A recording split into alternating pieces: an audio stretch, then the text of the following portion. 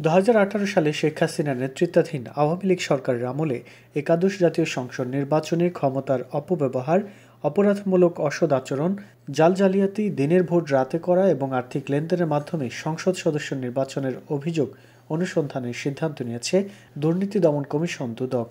বুধবার কমিশনের এই সিদ্ধান্তের কথা সাংবাদিকদের জানান দুদকের মহাপরিচালক মোহাম্মদ আক্তার হোসেন। 2018 সালের 30 ডিসেম্বর ওই নির্বাচনে জিতে টানা তৃতীয় মেয়াদে সরকার গঠন করে শেখ হাসিনার দল আওয়ামী লীগ।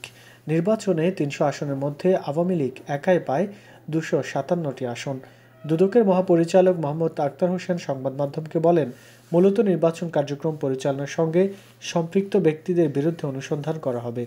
তিনি বলেন, 2018 সালের একাদশ জাতীয় সংসদ নির্বাচনে বিভিন্ন অনিয়ম, যেমন দিনের ভোট রাতে করা, ব্যালট জালিয়াতি, কিছু কিছু কেন্দ্রে 90% বেশি কাউন্ট দেখানো, ব্যাপক আর্থিক লেনদেন, ক্ষমতার অপব্যবহার করে প্রার্থীকে জেতানো ইত্যাদি অভিযোগ বিভিন্ন গণমাধ্যমে প্রকাশিত হয়েছে এবং দুদকেও কিছু অভিযোগ জমা হয়েছে। অভিযোগে ক্ষমতাচ্যুত প্রধানমন্ত্রী শেখ হাসিনার নেতৃত্বে ও আওয়ামী লীগের সাধারণ সম্পাদক ওবায়দুল কাদেরের সার্বিক ব্যবস্থাপনায় প্রতিটি মহানগর, জেলা, বিভাগ, উপজেলা, পৌর, ইউনিয়ন এবং ওয়ার্ড আওয়ামী লীগের নেতাকর্মীদের নিয়ে সরকারের সেই সময়ের বিভিন্ন পর্যায়ের কর্মকর্তা ও নির্বাচন পরিচালনার সঙ্গে সংশ্লিষ্ট কর্মকর্তাদের যোগসাজশের কথা উল্লেখ করা হয়েছে।